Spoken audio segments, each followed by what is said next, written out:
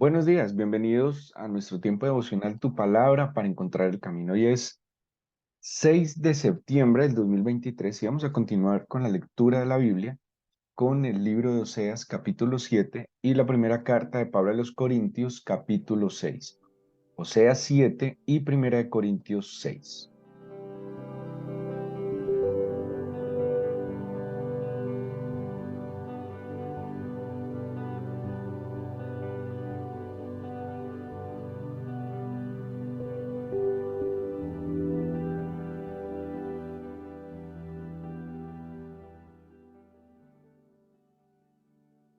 Por lo que hemos podido leer en la Escritura y también en otras oportunidades poder estudiar, Eh, pues la iglesia de Corinto era una iglesia que Pablo sin duda alguna apreciaba, pero que también era una iglesia que parece que demandaba bastante del apóstol. Era una iglesia que tenía muchas dificultades espirituales, además estaba en un entorno muy difícil, muy desafiante para el propósito de la iglesia, que es vivir apartado, que es modelar un estilo de vida marcado por la vida del Señor Jesucristo.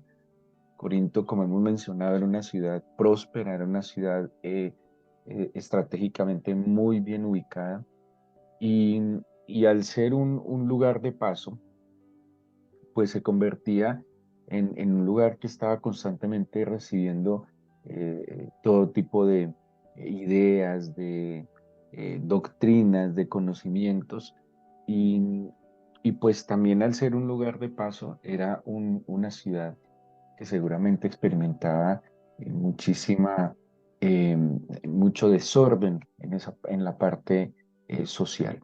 Era una ciudad además y parece que la iglesia experimentaba cierta prosperidad económica y, y no nos podemos decir mentiras, pero mucha gente asocia la bendición, el bienestar a que no tengan necesidades materiales, ¿sí? Generalmente desde que la gente pueda disponer de dinero para lo que quiere, cuando quiere, como quiere, pues parece que su vida y sus problemas están solucionados.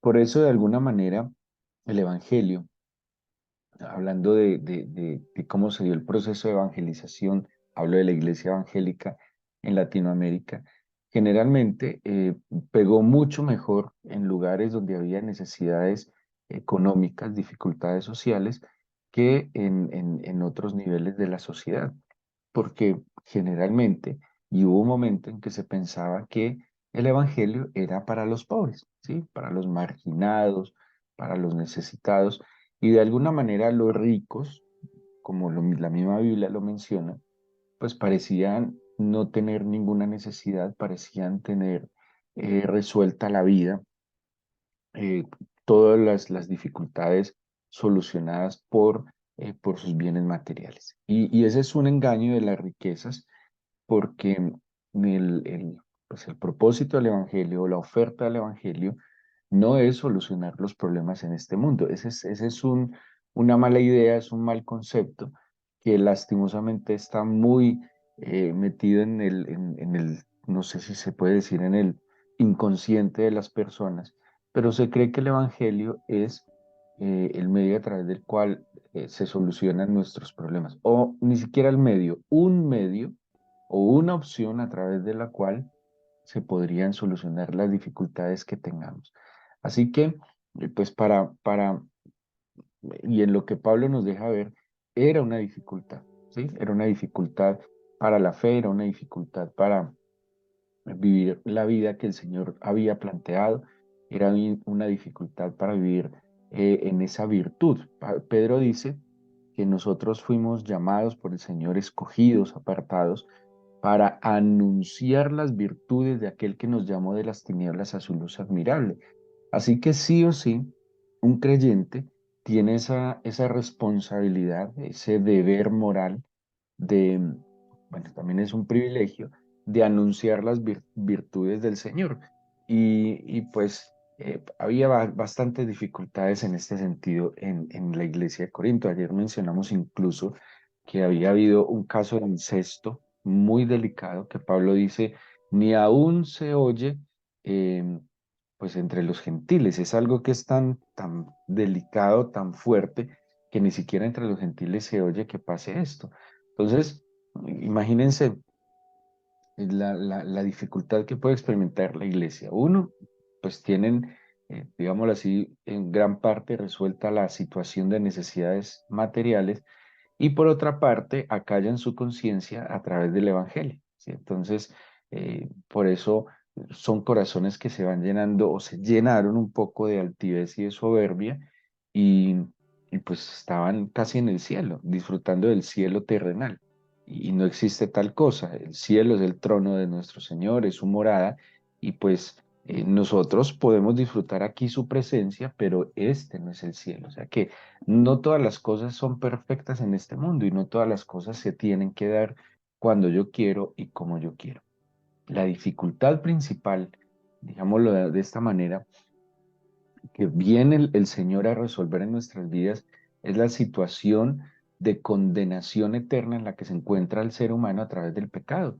O sea, que la oferta que nos trae el Evangelio no es suplir nuestras necesidades materiales, sino darnos en verdad la redención, pues la posibilidad de una vida eterna, la posibilidad de ser perdonados de nuestros pecados y poder tener una relación personal con el Señor. El capítulo 6, bueno, ya hablamos de ese caso de inmoralidad de juzgado, y el capítulo 6 nos va a hablar primero de lo que son los litigios en medio de los creyentes, como sucede hoy en día, pues cuando hay un litigio entre dos personas, se acude a un estrado judicial, o dependiendo del litigio, dependiendo de la dificultad, pues en la especialización que hoy hay en el derecho. De hecho, entiendo yo, sin conocer mucho, que en situaciones pequeñas hay una especie de jueces de paz. Bueno, hay todo un sistema que de acuerdo al litigio o a la dificultad o a la situación que haya entre dos personas, hay como unos tribunales donde se acude para pues que esta dificultad, esta situación se aclare. Pablo lo que les está diciendo es que ellos, ¿por qué están acudiendo a esas estancias humanas, cuando la misma iglesia debería proveer la dirección en ese litigio? Eso es lo que Pablo está diciendo en esta primera parte. Él menciona, no hay uno sabio, no hay una persona sabia en la iglesia que les pueda dar una dirección, que les pueda ayudar a resolver ese conflicto, a disolver ese pleito.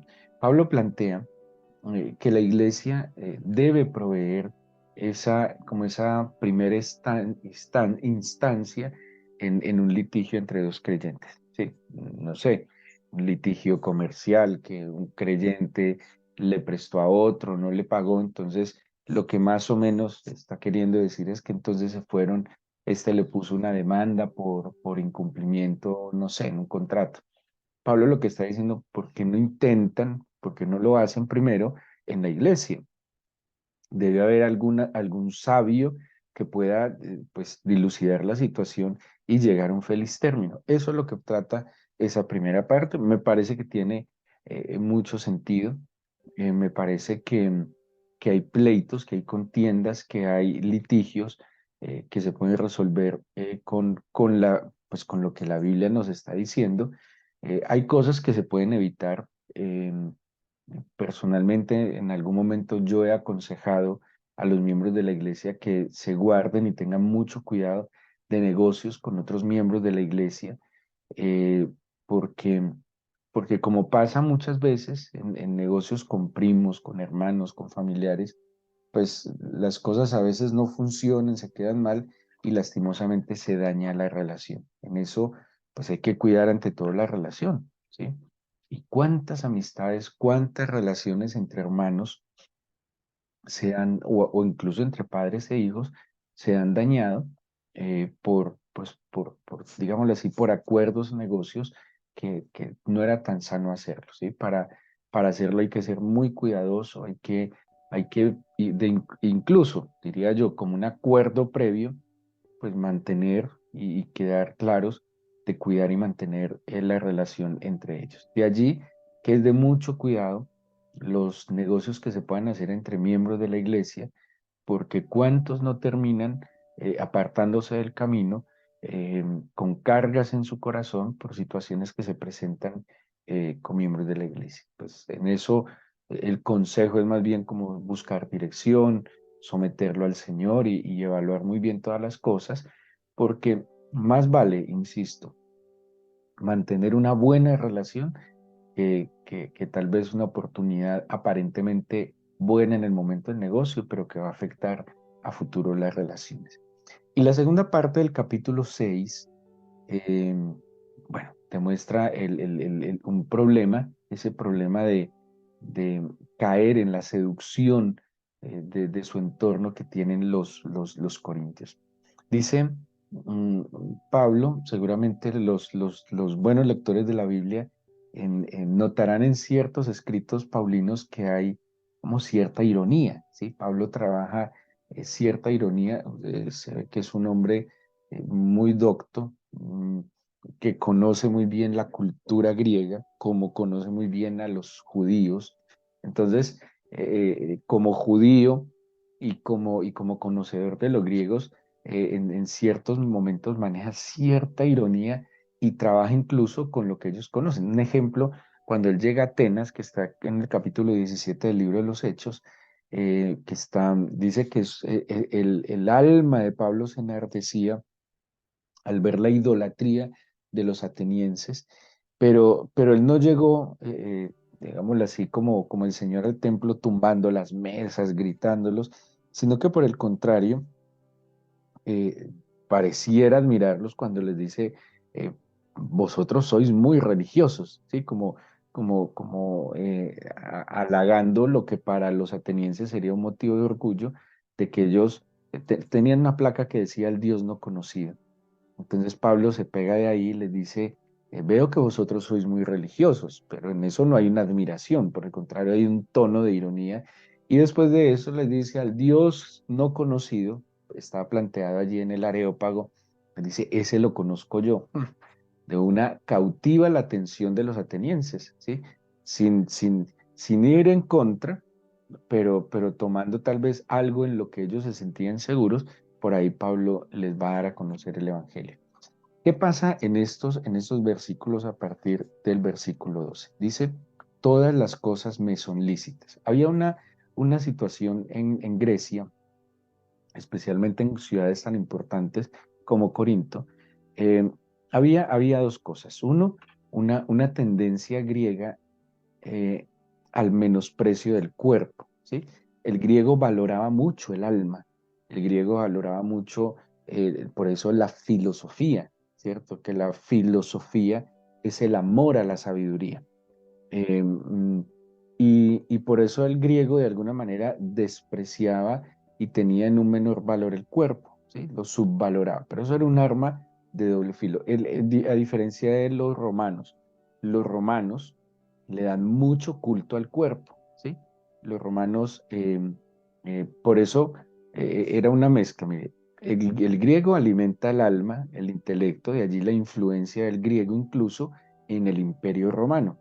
Pero el imperio romano se caracteriza por culto al cuerpo. Por eso su fuerza física, el romano era físicamente muy fuerte, era muy atlético. De hecho, en los gimnasios, los saunas, eh, eh, ¿cómo se dice? Bueno, todas estas cosas como de confort y de placer al cuerpo son de origen romano, ¿sí? Entonces, en los griegos, en este menosprecio al cuerpo, se iban y cruzaban una línea que como el cuerpo no era nada, como el cuerpo no valía nada, como el cuerpo era algo pasajero, algo efímero, algo como tan terrenal, pues entonces se podía hacer con el cuerpo lo que se quisiera. Ese es un arma de doble filo, que era también un poco de la idea de los gnósticos. Los gnósticos despreciaban el cuerpo, distinguían, digámoslo de esta manera, o más bien dividían la parte material de la espiritual, y todo lo espiritual es bueno y todo lo carnal o material es malo, ¿sí? Por eso en el peligro de la doctrina gnóstica es que terminaban negando la humanidad del Señor Jesús. Pero en ese peligro de despreciar el cuerpo, pues entonces como el cuerpo no es nada, yo puedo hacer lo que me venga en gana con el cuerpo. Como el cuerpo no vale nada, entonces puedo fornicar, me puedo embriagar, me puedo drogar, puedo hacer lo que sea porque el cuerpo no vale nada. Lo importante, esto es muy engañoso, lo importante es que yo cuide mi espíritu, ¿sí? Entonces yo con mi espíritu me conecto con el Señor, trasciendo en las oraciones o en la meditación y con el cuerpo puedo hacer lo que quiera porque no vale nada. Eso es muy delicado y muy engañoso y es lo que Pablo va a tratar de decirle a los corintios. Entonces les dice, todas las cosas me son lícitas. En el comentario del Mundo Hispano dice que hay unas versiones antiguas donde esta expresión aparece en una especie de comillas, como si Pablo estuviera usando una idea de los corintios, ¿sí? O sea, son los corintios, son los griegos los que dicen todas las cosas me son lícitas. Ojo con este comentario, porque entonces nos voltea un poco la idea que tradicionalmente hemos tenido sobre este versículo porque no es Pablo el que está diciendo todas las cosas me son lícitas, son los griegos los que dicen todas las cosas me son lícitas. Por eso yo les mencionaba algo de la ironía de Pablo. Entonces dice, todas las cosas me son lícitas. Voy a tratar de como de parafrasearlo para entender este comentario. Dice, vosotros decís todas las cosas me son lícitas, pero no todas las cosas convienen. Esa es la parte que Pablo está diciendo. Tomando un argumento de ellos, él expone el suyo. Ustedes dicen que todo es lícito, ojo, pero no todo conviene, ¿sí? Y aquí estamos hablando también de la libertad versus libertinaje. En la libertad yo entiendo que no todo me conviene, o sea que yo tengo la libertad y la demanda de hacer lo que me conviene. Luego dice, en este mismo sentido de ironía, así lo comenta el Mundo Hispano, todas las cosas me son lícitas, pero yo no me dejaré dominar de ninguna. O sea, lo que ustedes consideran que es lícito, a mí no me conviene. Lo que ustedes consideran que es lícito, yo no me voy a dejar dominar de nada de eso. Dice las viandas para el vientre. Esto está utilizando expresiones de ellos, ¿sí? Esto no es una expresión de Pablo, sino que, como les mencioné ahora, cuando él llega a Atenas y usa una idea de ellos para introducir la verdad del Evangelio, aquí Pablo está usando lo que ellos dicen. ¿Qué dicen ellos?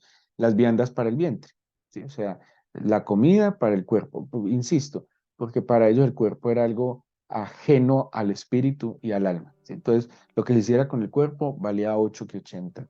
Dice, y el vientre para las viandas. O sea, que el alimento está para el cuerpo y el cuerpo está para el alimento. Esto es muy delicado. O sea, esa es la función del cuerpo, según los griegos, suplir, alimentarlo, ¿sí? Darle rienda suelta a los placeres y a los deseos del cuerpo.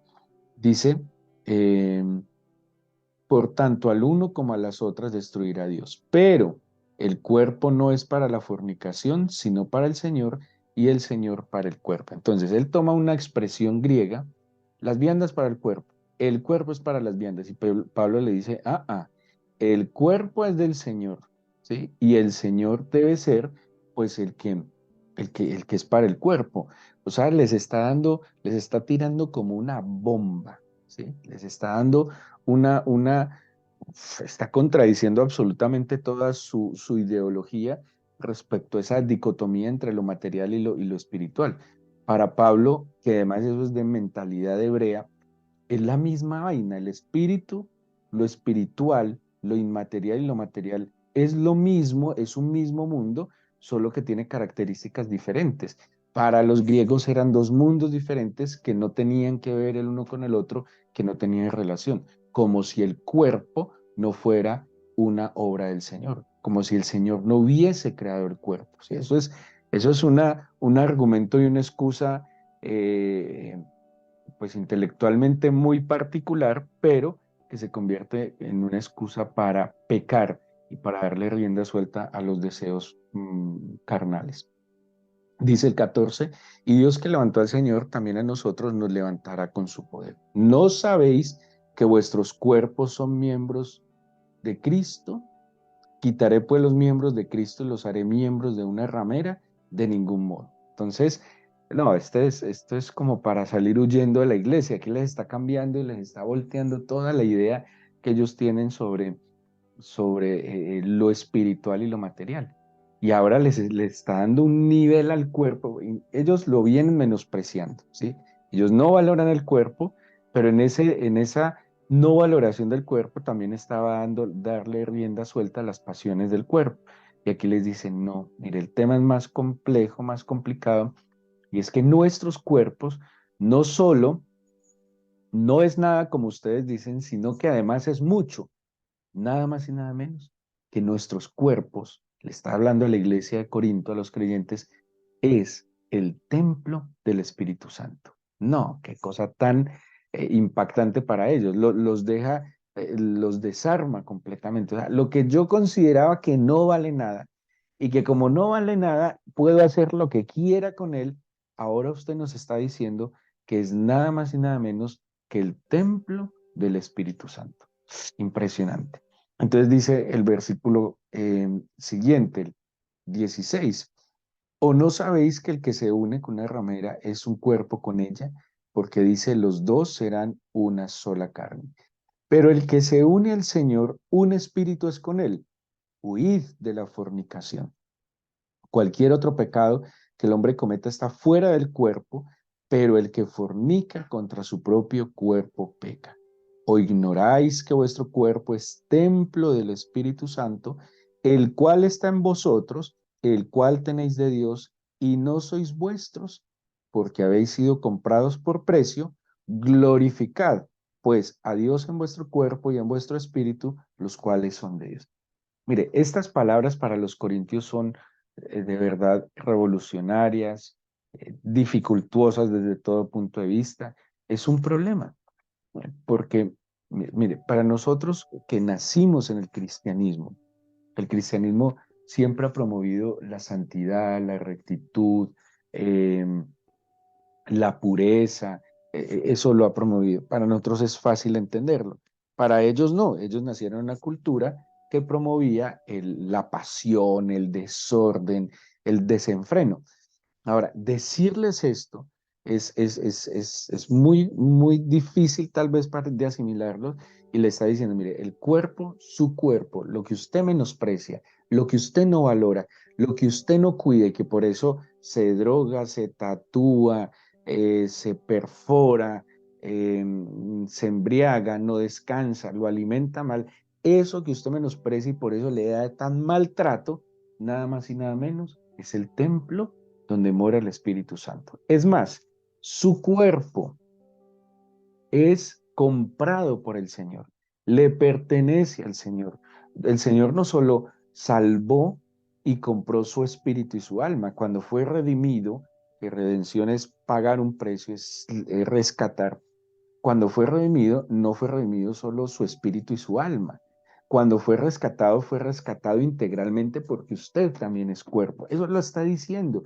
Así que ese cuerpo le pertenece al Señor y usted no puede hacer lo que quiera con ese cuerpo.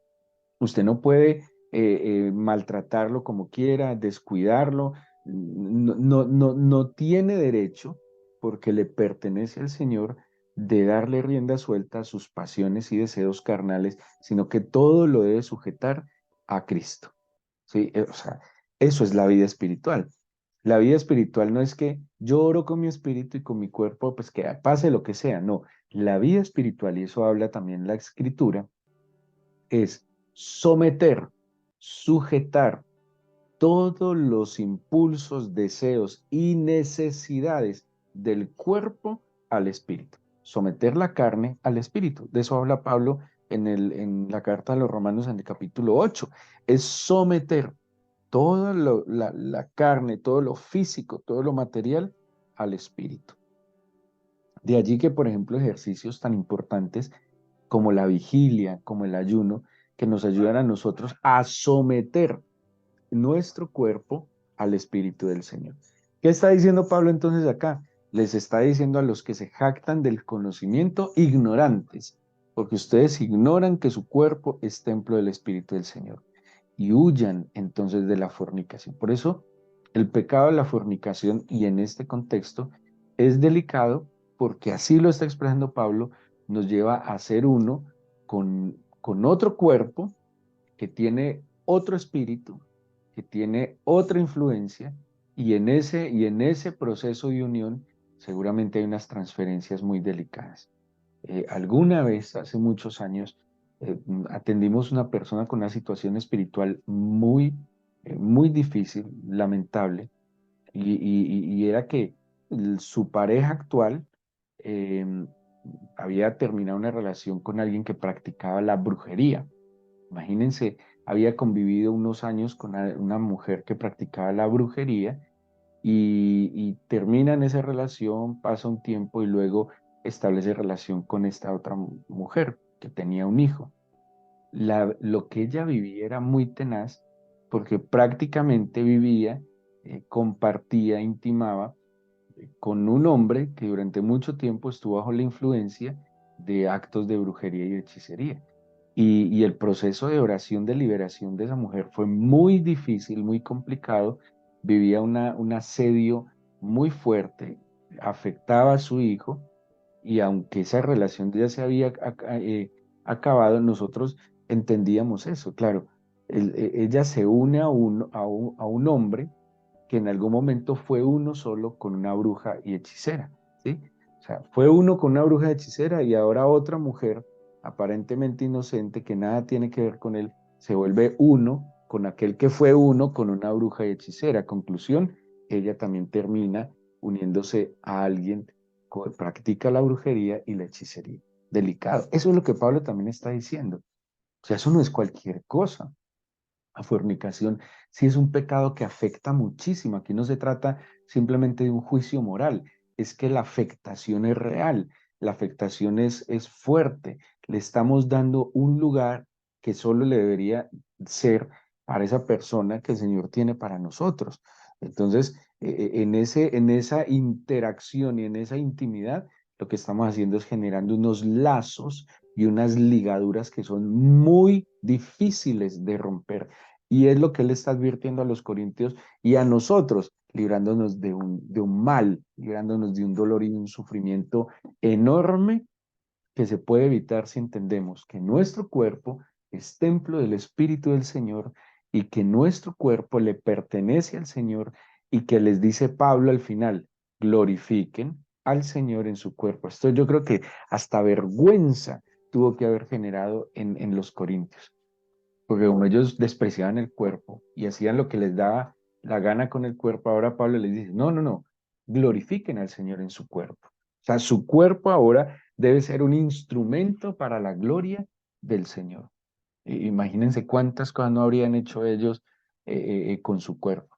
Y así el Señor a nosotros nos previene, nos enseña y nos instruye.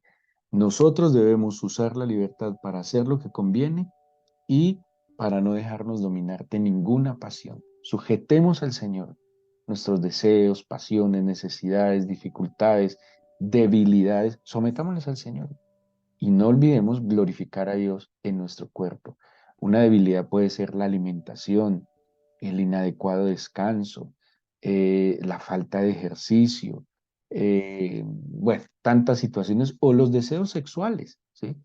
Tal vez alguien como soltero o casado, que es algo muy particular.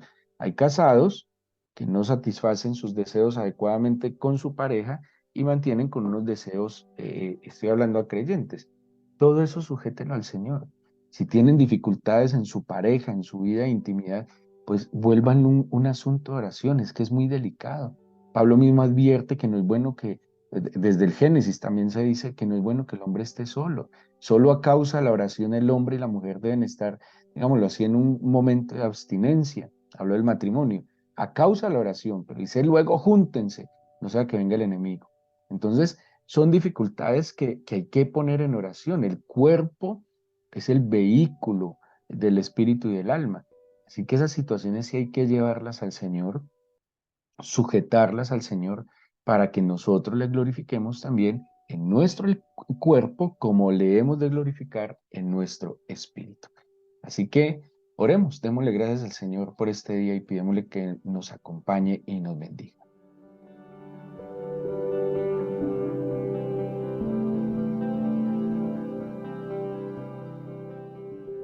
Y hagamos una oración sincera, real y con fe y esperanza y pongamos delante del Señor nuestro cuerpo. Dígale así al Señor. Dice Pablo incluso que presentemos nuestros cuerpos en sacrificio vivo, santo, agradable al Señor. Ese es nuestro culto racional. Preséntele al Señor los miembros de su cuerpo, sus extremidades superiores, inferiores, su tórax, abdomen, su cabeza, su cuello y todo lo que lo compone. Preséntele al Señor sus dificultades en su cuerpo, pasiones, deseos, eh, apetito, lo que para usted es una dificultad, tal vez pereza también, cansancio, desánimo en su cuerpo. Preséntele al Señor, aún dolor, una dificultad física, enfermedad. Y dígale, Señor, yo sé que muchas cosas que sufro y padezco en mi cuerpo es por no glorificarte a través de mi cuerpo, por no haberme alimentado adecuadamente, por no haber descansado adecuadamente, por no haber tenido hábitos que cuidaran mi cuerpo. Perdóname, pongo en tus manos mi cuerpo, te pertenece, fui comprado por un precio alto.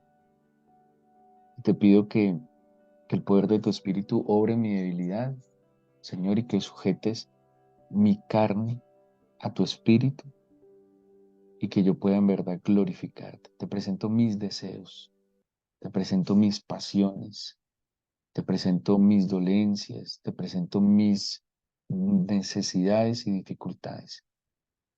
Glorifícate en mi cuerpo y permíteme a mí glorificarte con mi cuerpo y con mi espíritu. Bendícenos en este nuevo día, Señor. Te lo pido en el nombre de Jesús. Amén.